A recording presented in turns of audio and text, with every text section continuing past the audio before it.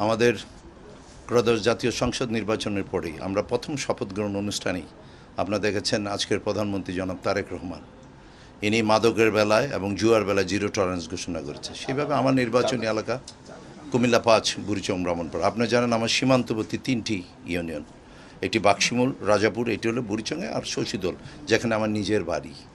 সেখানে এই বর্ডার অঞ্চলে আসলে এটা আমাদের জন্য একটা দুর্ভোগ। মাদকের সয়লাভ হয়ে গেছে। আমাদের এই প্রজন্মের ছেলেরা তারা এই পরিমাণ মাদক আসক্ত হয়ে গেছে। মাদক কারমাদিতে যে শৈলাভ, আমি বারবার প্রশাসনের কাছে বলেছি। আমি যখন আমরা ৫ই আগস্টের পরে আমি প্রথম ইয়াতে আমার ডিসি অফিসের আইনশৃঙ্খলা মিটিংয়ে আমি বলি, তারা কখনো কোনো কর্ণপাত করেনি।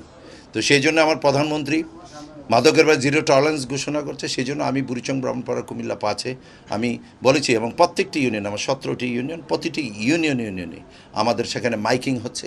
এবং আপনি গেলে দেখবেন বুড়িচং, ব্রাহ্মণপাড়া এখন মানুষ প্রশংসায় প্রশংসিত হচ্ছে যে মাদকের বেলা আমরা জিরো টলারেন্স ঘোষণা করছি, এবং এটা অব্যাহত থাকবে। আজকেও আমি একটা নতুন আবার একটা হুন্ডা কিনেছি। আমার লাশও যদি হয় আমি যাব, আমি চেষ্টা করব, I will try my best level এই মাদককে নির্মূল করার জন্য, ইনশাআল্লাহ।